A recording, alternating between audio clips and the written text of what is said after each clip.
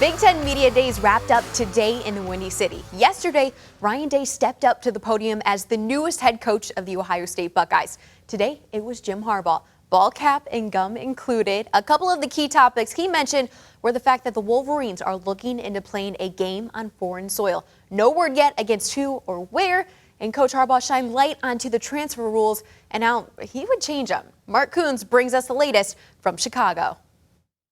For the first time since the Lloyd Carr era, Michigan enters the Big Ten football season as the league favorites.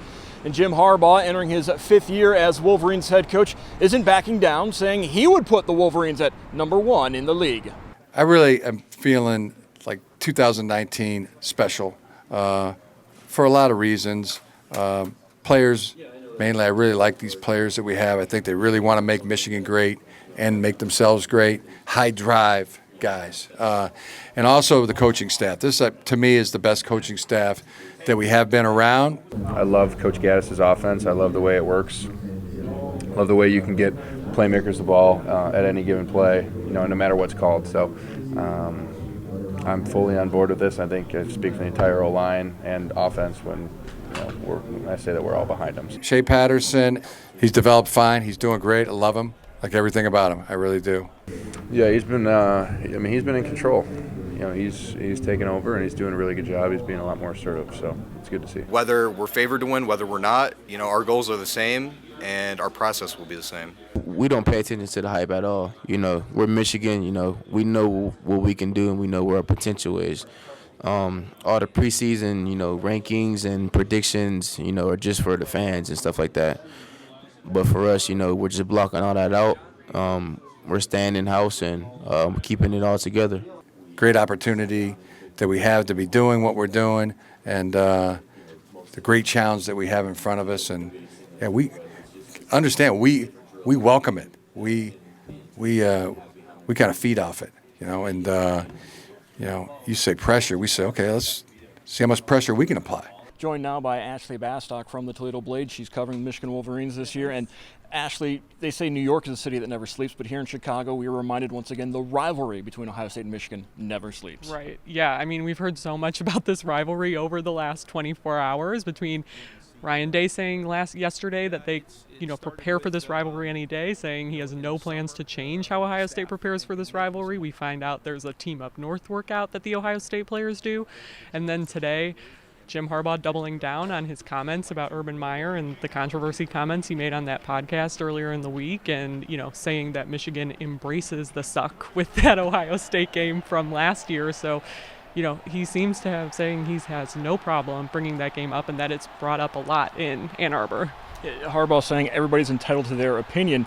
Well, James Hudson has an opinion, as the former Michigan Wolverine has transferred to Cincinnati. And when Jim Harbaugh said earlier today transfers should be allowed to play right away, and, Hudson's not been cleared to play right away at Cincinnati, his response was LOL.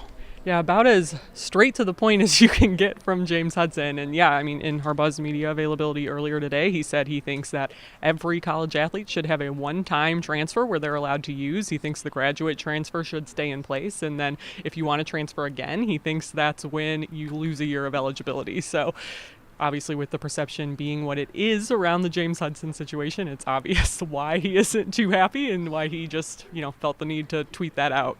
It's interesting that Harbaugh's kind of dominating the discussion when really on the field, his team, they are the favorites to win the Big Ten. You look at what they've got coming back, particularly Shea Patterson at quarterback.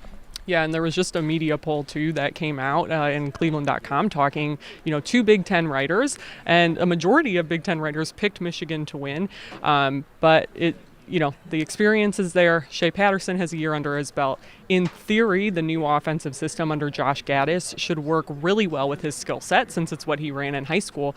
And they have the receivers, as long as the receivers stay healthy and, they're more talented and have another year together. So it's not really surprising why it is that way, but on the flip side of that, there are people picking Ohio State because it's like until Michigan actually gets over that hump, they're not ready to pick them to win the Big Ten East or win the conference yet. All right, thank you very much, Ashley. Now, last year was supposed to be Jake Hartberger's final season at Michigan State, but when the Anthony Wayne graduate injured his leg early in the year, he missed the season, was granted a 6th year of eligibility, and Mark D'Antonio is glad to have his punter back.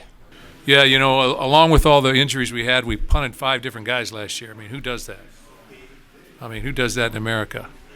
And so Jake now will return as a starting punter, and he's a proven guy who's proved himself under duress and under pressure, and he's got a big leg, and he's an NFL type punter. So it's the ability to punt the football consistently is a huge asset in your program, and so we're looking forward to his return.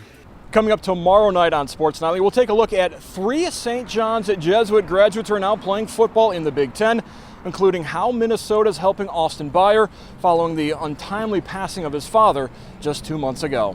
In Chicago, Mark Kuntz, BCSN.